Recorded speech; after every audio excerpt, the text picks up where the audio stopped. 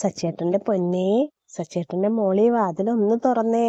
രേവതി, രേവതിയുടെ സച്ചേട്ടനെ വിളിക്കണ, ഒന്ന് വാതില് തുറക്ക് പൊന്നേ. രേവതി, സച്ചേട്ടന്റെ മോളെ. അടിച്ചു ഫിറ്റായി പൂക്കുറ്റിയായിട്ടുള്ള സച്ചി രേവതിനെ വിളിക്കണ വാക്കുകളാണ്. ഏട്ടനും അനിയന്മാരും രണ്ടുപേരും മടിച്ച് കിമ്പിരിയായിട്ടാണ് ചന്ദ്രോദയത്തേക്ക് തിരിച്ചു വരുന്നത്. അപ്പൊ ഇവരുടെയൊക്കെ വിചാരം എന്തായതെന്ന് വെച്ചാൽ അച്ഛൻ ഉറങ്ങിയിട്ടുണ്ടാവും, അമ്മ വന്ന് വാതിൽ തുറന്നു തരും എന്നുള്ള ഒരൊറ്റ വിശ്വാസത്തിലാണ് ഇവര് എന്താ പറയുക ചന്ദ്രത്തേക്ക് തിരിച്ചു വരുന്നത്. അപ്പൊ ചന്ദ്രത്തേക്ക് തിരിച്ചു വരാനായിട്ടുള്ള മുന്നേ മറ്റേ പരിപാടി നടക്കുന്ന ഹോട്ടലിൽ വെച്ചിട്ട് അതിവിദഗ്ധമായിട്ട് ശ്രുതി സച്ചിയുടെ മൊബൈൽ എടുത്തിട്ട് ശ്രുതിയുടെ ഷർട്ടിന്റെ കോട്ടിന്റെ പോക്കറ്റിൽ ഇട്ടിട്ടുണ്ട്, അതിൽ നിന്ന് വീഡിയോ എടുക്കാൻ വേണ്ടിയിട്ട്. അങ്ങനെ ഒരു കാര്യം ഒപ്പിച്ചിട്ടുണ്ട് ലിഫ്റ്റിന്റെ ഉള്ളിൽ വെച്ചിട്ടുണ്ടാവും. അപ്പൊ എങ്ങനെയെങ്കിലും ശ്രുതിയുടെ അടുത്തുനിന്ന് ആ ഫോൺ കൈക്കലാക്കി വീഡിയോ എടുക്കാന്നുള്ള പ്ലാനിങ്ങിലാണ് ശ്രുതി കള്ളത്തരം ചെയ്തേക്കുന്നത്. ഭാര്യമാരെ എങ്ങനെയൊക്കെയോ ഉന്തി തൊട്ടി ഭർത്താക്കന്മാരെയും കൊണ്ട് ചന്ദ്രോദയത്തിലേക്ക് വന്നു. അവിടെ വന്ന് അവര് വിചാരിച്ചു അമ്മ വന്ന് വാതിൽ തുറക്കും, അച്ഛൻ അറിയാതെ പോയി കിടക്കാന്ന് വിചാരിച്ചു. പക്ഷെ അവിടെ പ്ലാനിങ് തെറ്റി കോളിംഗ് ബെല്ലടിച്ചപ്പോൾ വാതിൽ തുറന്നത് രവീന്ദ്രനാണ്.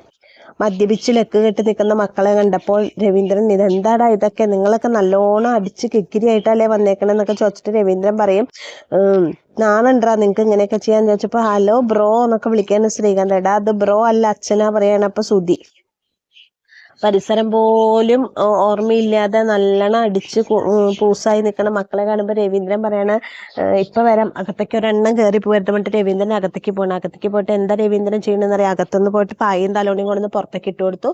ഇന്ന് മക്കള് മൂന്നാളും പുറത്ത് കിടന്നാൽ മതി, പെണ്ണുങ്ങൾ അകത്ത് കയറി കിടക്കുക. രേവതി, ശ്രുതി, വർഷേ അകത്തേക്ക് വാ പറയാണ്.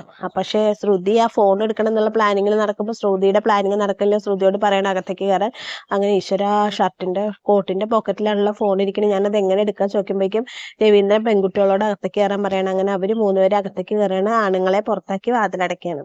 വാതിലടച്ചിട്ട് പിമ്പിലെയോ അച്ഛാ ഇവിടെ കിടന്നാൽ ഞങ്ങൾക്ക് കൊതുക് അടിക്കുക അച്ഛാ, അങ്ങനെ ഇങ്ങനെ എന്നൊക്കെ പറഞ്ഞിട്ട് കുറെ പറയുന്നുണ്ട്. പക്ഷെ രവീന്ദ്രൻ അതൊന്നും കേൾക്കണില്ല, വഴങ്ങില്ല. അപ്പൊ ചന്ദ്രമതി വന്നിട്ട് പറയുന്നുണ്ട്, സച്ചി കാരണം കൊണ്ടാണ് മറ്റോ രണ്ടുപേരും കൂടി കുടിച്ചതെന്നാണ് ചന്ദ്രമതി പറയുന്നത്.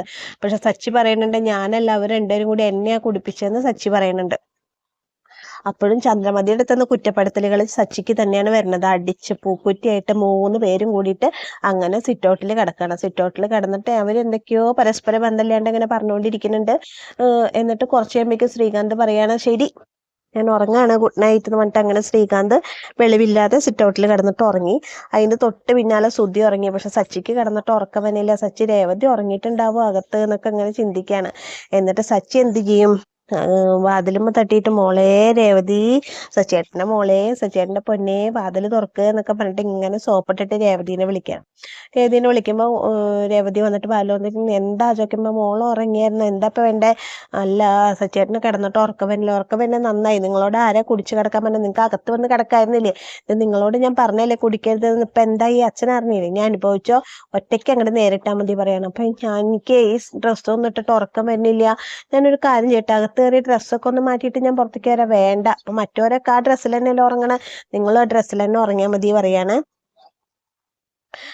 രേവതി. പക്ഷെ സച്ചി വീണ്ടും പറയണ്ട, ഒന്നും ഞാൻ കയറി ഡ്രസ്സ് മാറിയിട്ട് വരാം രേവതി, വേണ്ട പറയും. അപ്പൊ സച്ചി പറയണ്ടെന്ന് എനിക്കൊരു ഗ്ലാസ് വെള്ളമെങ്കിലും കുടിക്കാന്താന്ന് പറയണ്ട. അങ്ങനെ രേവതി വെള്ളം എടുക്കാൻ വേണ്ടി അകത്തേക്ക് പോകുന്നുണ്ട്. നോക്കുമ്പോൾ മറ്റോ രണ്ടുപേരും നല്ല കൂർക്കം വലിച്ച് ഉറക്കായിട്ടുണ്ട്.